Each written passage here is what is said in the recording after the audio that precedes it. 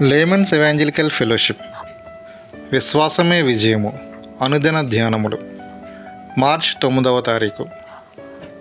దేవుని కాపుదల. ఆ దినమున మనోహరమగు ఒక ద్రాక్షావనము ఉండెను.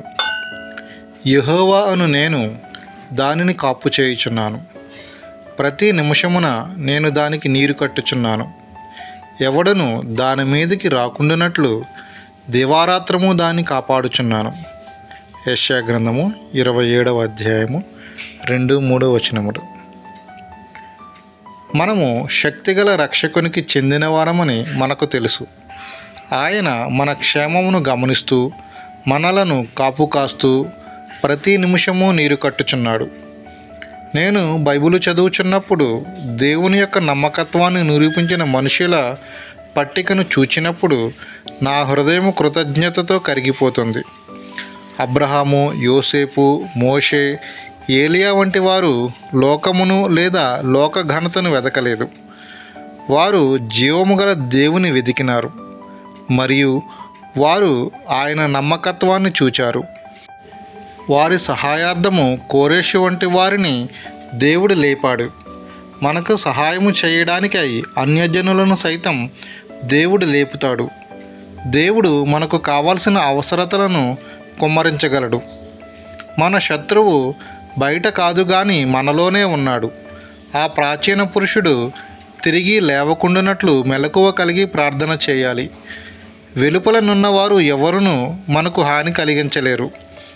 మనము దీనులమై మన హృదయాలను శుద్ధిగా ఉంచుకున్నప్పుడు మనలో నుండి ప్రవహించడానికి పరలోకము మార్గములను కనుగొనును.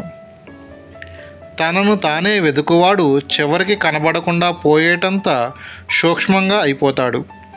దేవుని రాజ్యము కొరకు తన్ను తాను హెచ్చించుకొను మనుష్యుడు తన హృదయము ప్రపంచాన్నంతటినీ చుట్టివచ్చి వరకు అంతకంతకు ఎదిగిపోతాడు. విశ్వాసము అంత్యకాలమును చూచును. అంత్యకాలమును గూర్చిన సూత్రములను ఇది కనుగొనును. క్రీస్తు యొక్క కాలమును మోషే చూచాడు. కొంత దూరములో నుండి అతడు యేసును చూచాడు. రాబో దినములలో యాకోబు వేరు పారును, ఇశ్రాయేలు చిగిర్చి పోయును. వారు భూలోకమును ఫలభరితముగా చేయుదురు. యెషయా 27:6. యాకోబు కాదు గాని ఇశ్రాయేలే చిగిర్చి పోయును అని గుర్తుంచుకోండి. ఎందుకంటే యాకోబు ఇశ్రాయేలుగా మార్పు చెందాడు. దేవుని సన్నిధిని, క్రీస్తు సన్నిధిని నిత్యము కలిగి ఉండుట ఎంత భాగ్యము! లోకమును చూడని వాటిని మనము చూస్తాము. దివారాత్రము దేవుడు నిన్ను కాపాడుతాడు. నీ రూపాన్ని చూచి నీవు సాధారణమైన వాడవు కావు అని అందరూ గుర్తించాలి. నిన్ను ఏది తాకినను అది గొప్ప అదుర్పాటును పొందుకొనును. ఎందుకనగా కంటిలో కనుపాప వలె దేవుడు నిన్ను కాపాడును. ఆయనను రుజువుపరచుటకు ఇది మనకు ఇవ్వబడినది. నీ ప్రతి మాటను నీ వారే విమర్శించవచ్చు. అయితే నీ దేవుని ఆత్మీయ ఫలాలతో నింపబడి ఉంటే వారే నీ దగ్గర నేర్చుకోవాలని కోరుకొందరు. ప్రతి ఒక్క ఆటంకమును నీ విశ్వాసము పడగొట్టి జయించును. ఎన్ దానియేలు గారు.